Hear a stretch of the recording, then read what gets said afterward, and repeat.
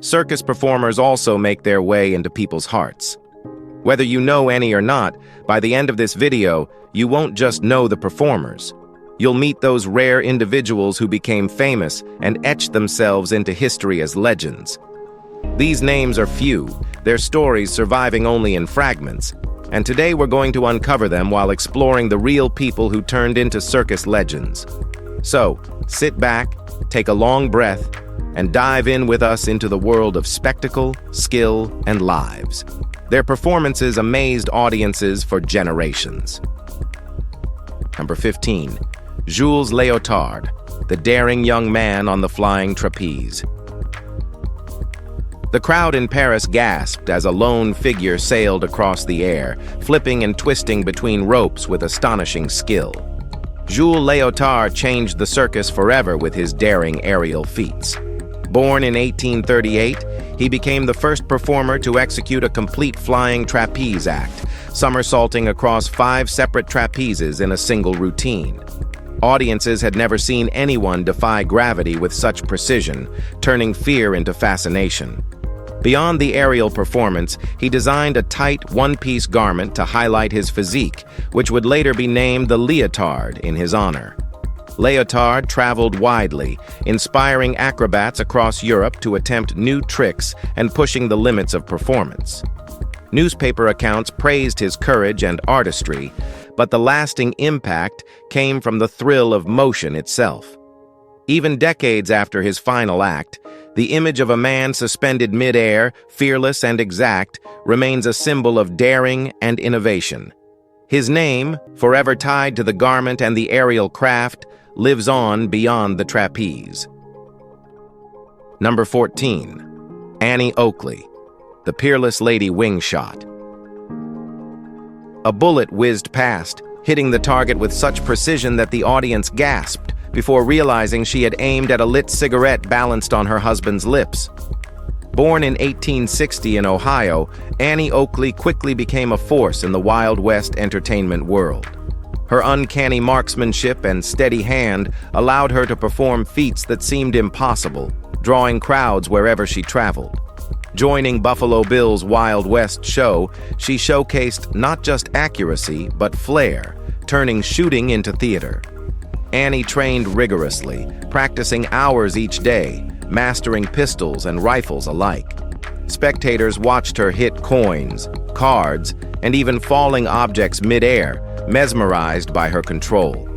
Beyond the stage, she helped other women learn shooting techniques, quietly defying expectations of her era. When her tours ended, her reputation remained untouchable, a legend defined not by exaggeration, but by skill. Decades later, her name still sparks awe, proof that talent alone can carve someone into history. Number 13. Charles Blondin, the Great Blondin. A 2-inch rope stretched across Niagara Falls, and a lone figure stepped onto it with precise, measured movements. Charles Blondin, born in 1824 in France, performed multiple tightrope crossings that baffled crowds. He walked with a wheelbarrow balanced carefully on the narrow rope, and once even cooked an omelet halfway across, drawing astonished murmurs from those who dared to watch.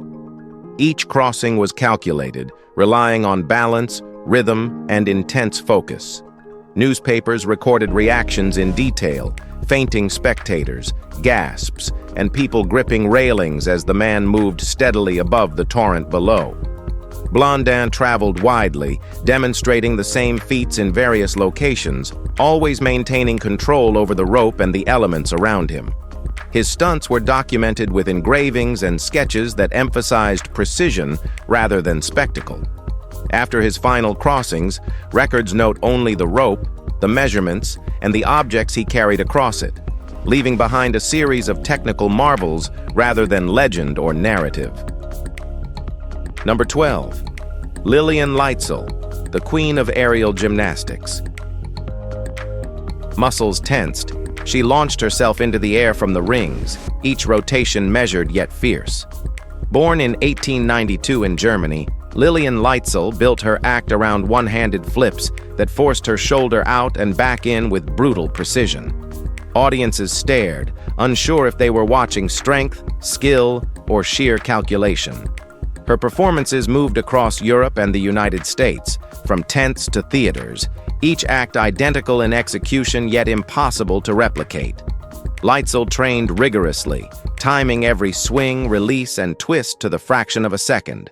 Descriptions from show programs emphasize exact rotations, hand placement, and angles rather than applause or spectacle. Photographs capture mid-air positions, shoulders aligned despite the strain, rings tilted, her body a study in balance and tension. No story of triumph or legend follows her final acts. Only detailed accounts of sequences, routines, and measured motions survive, leaving behind a record of what was done rather than what it meant. And for now, it's time for number 11. Dan Rice, the king of American clowns. Acrobatics, juggling, and satire blended seamlessly in Dan Rice's mid-19th century performances, drawing crowds with unpredictable routines rather than spectacle alone. He was born in 1823 and quickly became known for combining trick riding with clever social commentary, including pointed references to politicians of the day. Reports note that his acts often included balancing feats, pratfalls, and skits that incorporated current events, keeping each show both lively and calculated. Rice traveled widely across the United States, performing in small towns and major cities, interacting with audiences in ways that blurred traditional clowning and theater. Contemporary newspapers mention his acquaintances with Mark Twain and President Zachary Taylor, documenting meetings but focusing mainly on his sequences and performances.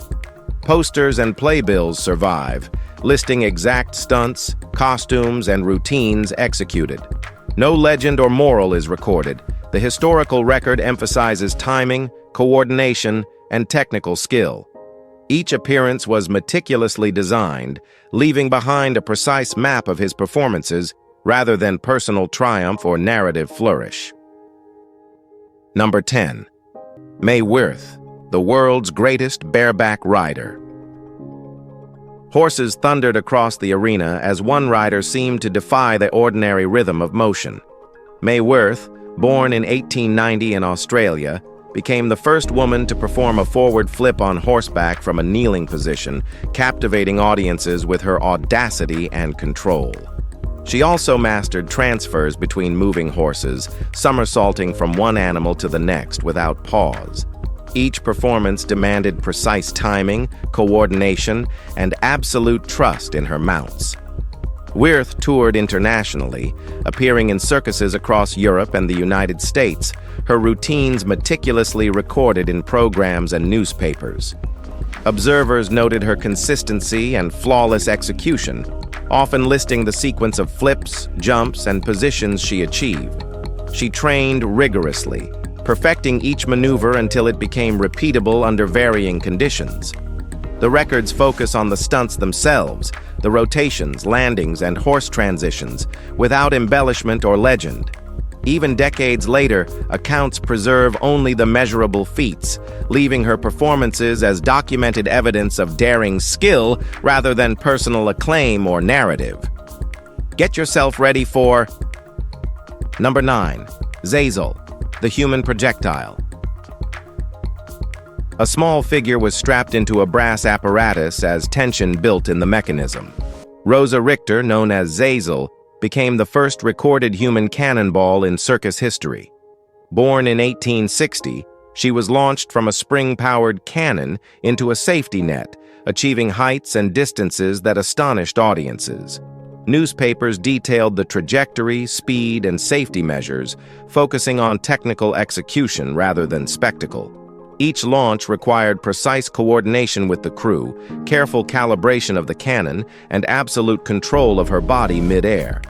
Programs listed distances, net placement, and apparatus dimensions, creating a factual record of the performance. Zazel performed regularly, repeating the act under strict timing and physical precision. Reports emphasized the measurable feats, the launch, flight, and landing, without embellishment or narrative flourish. Only the mechanics, angles, and execution remain documented, preserving the reality of the first human to defy gravity in this extraordinary way. Number 8. The Flying Walendas, masters of the high wire. A single rope stretched tens of feet above the ground, yet a procession of figures stepped onto it, moving in perfect unison. The Walenda family became synonymous with high-wire artistry, performing death-defying feats that spanned generations. Carl Walenda, born in 1905, helped establish the family's reputation, coordinating complex aerial stunts that often involved multiple members balancing together without safety nets. Their acts included walking over plazas, performing pyramids, and navigating tightropes across theaters and outdoor arenas, each step calculated with exacting precision. Programs and posters documented sequences, member positions, and timing, providing a technical record of each stunt rather than dramatizing danger. Observers noted how coordination, balance, and body awareness allowed the family to execute impossible formations consistently. Historical accounts focus on structure, routine, and setup, leaving personal stories in the background. Number 7. Charles LaRue, the daredevil of the skies. A balloon drifted high above a crowded park. A man perched at the edge, preparing for a jump that would draw eyes and hold hearts in suspense. Charles LaRue, born in 1856 in the United States, became one of the earliest professional parachutists, leaping from hot air balloons to demonstrate human flight. He performed in cities across Europe and America, each jump carefully calculated to land safely while thrilling the audience below. Newspapers chronicled the height, wind conditions, and timing of every descent, emphasizing precision and mechanics over dramatized storytelling. LaRue trained for hours, studying angles, air currents, and harness tension to reduce risk while executing complex jumps.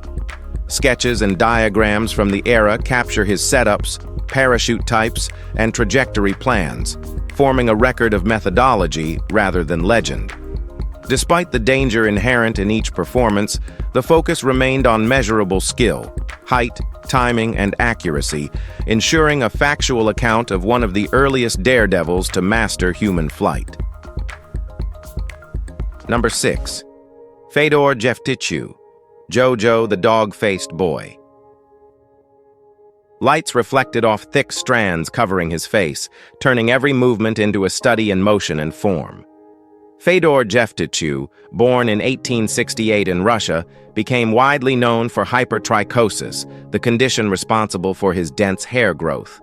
Audiences across Europe and America watched as he performed set routines, demonstrating posture, gestures, and controlled motions rather than theatrics. Newspapers and posters detailed measurements, hair coverage, and stage orientation, focusing on precise documentation of each performance. Jefticheu traveled extensively with P.T. Barnum's shows, repeating routines with exact timing and placement to maintain consistency. Sketches capture limb alignment, hair distribution, and movement sequences, offering factual records for reference. Observers recorded only what could be measured: the angles of his bow, the positioning of his hands, the path he followed on stage. No legend or narrative commentary survives. Only these technical observations provide a glimpse into his performances and the meticulous attention to detail required in presenting his unusual form. Let's move on. Number 5. Millie and Christine McCoy, the singing conjoined twins. Two figures appeared on stage, moving as one yet maintaining precise coordination in every step. Millie and Christine McCoy toured the world for decades, performing synchronized singing acts that drew attention for both technical skill and harmony. Born in 1851 in North Carolina, the twins adapted to life connected at the torso, developing routines that relied on exact timing and movement control. Newspapers and playbills listed songs, stage placement, and gestures, documenting every aspect of the act with attention to detail rather than dramatization.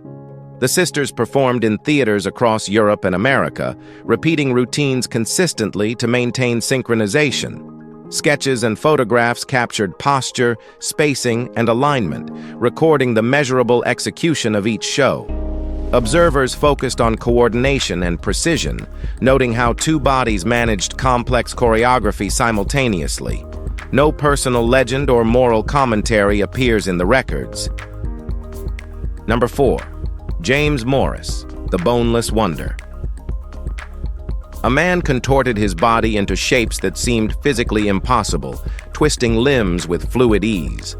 James Morris, performing with the Ringling Brothers Circus, displayed extreme joint and skin elasticity, likely caused by Ehlers-Danlos syndrome. Born in 1880, he amazed audiences with movements that stretched, folded, and bent his body in ways that challenged conventional understanding of human flexibility. Reports from the era describe the sequences he performed, the angles achieved, and the precise positions of each joint, focusing on measurable mechanics rather than dramatizing the spectacle.